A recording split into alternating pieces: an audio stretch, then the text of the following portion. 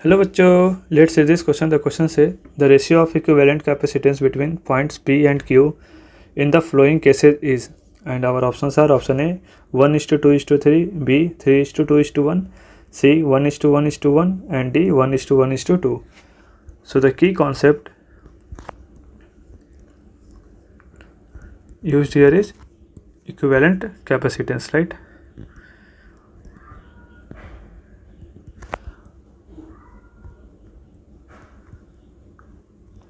सो हम पहले केस में देख सकते हैं। पहला केस में हमारे पास क्या दे रखा है, डेट इज ये ऐसे P है, right, point P, this is C, now this is connected with Q,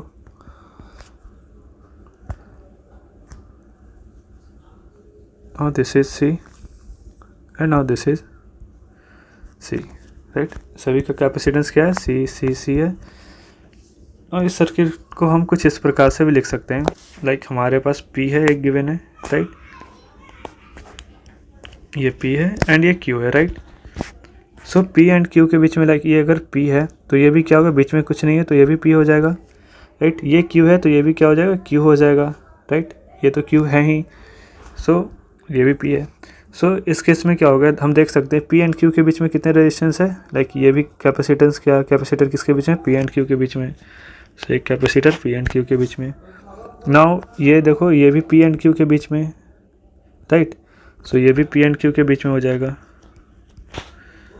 now ये देखो, ये भी क्या है, ये भी P एंड Q के बीच में है, तो ये भी P एंड Q के बीच में हो जाएगा, राइट। इसको हम कुछ इस प्रकार से ऐसे लिख सकते हैं, राइट। सो हमारे पास ये इसका अलग रिप्रेजेंटेशन हो गया इस सर्किट का, राइट। सो हम यहाँ से देख सकते हैं, क्लियरली देख सकते हैं, ये क्या पैरेलल में है, तो C इक्विवेलेंट क्या हो जाएगा इस केस में, लाइक 3C, सभी का कैपेसिटेंस C है, तो लाइक नेट कैपेसिटेंस क्या हो जाएगा 3C। ना दूसरे केस के लिए देखते हैं। ना दूसरे केस में हमें सर्किट कुछ इस प्रकार के दे रखा है। ना इसमें भी देख सकते हैं, ये P पे है तो ये P, ये भी P, ये भी P पे रहेगा, राइट। ये Q पे आ जाएगा। सो ये कैपेसिटेंस P, ये भी P पे आएगा, क्योंकि बीच में ये लाइक वायर है ना, सिंपल, तो ये सबका कैपेसिटी लाइक पोटेंशियल क्या होगा, सेम ही होगा। सो ये सभी P पोटेंशियल पे होंगे, राइट, ये P एंड एक Q।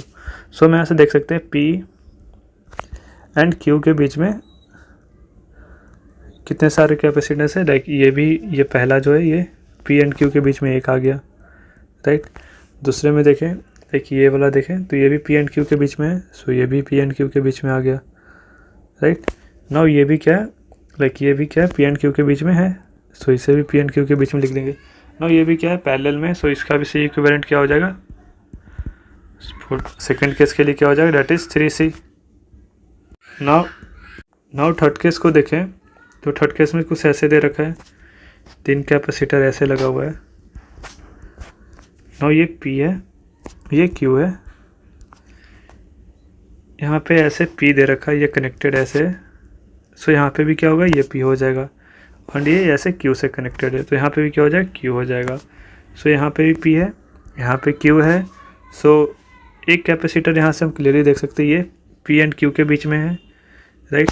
ये भी P एंड Q के बीच में है एंड ये भी P एंड Q के बीच में है, तो ये तीनों क्या हो जाएगा, पैरेलल में आ जाएगा, सेम इसी तरीके से कुछ, राइट। इसका भी नेट या अलग रिप्रेजेंट, किसी और डिफरेंट रिप्रेजेंटेशन शो करे तो ऐसे ही कुछ शो कर सकते हैं इसको भी। सो इसका भी C इफेक्टिव क्या हो जाएगा, या C इक्विवेलेंट थर्ड केस के लिए भी क्या हो जाएगा, डेट इज 3C।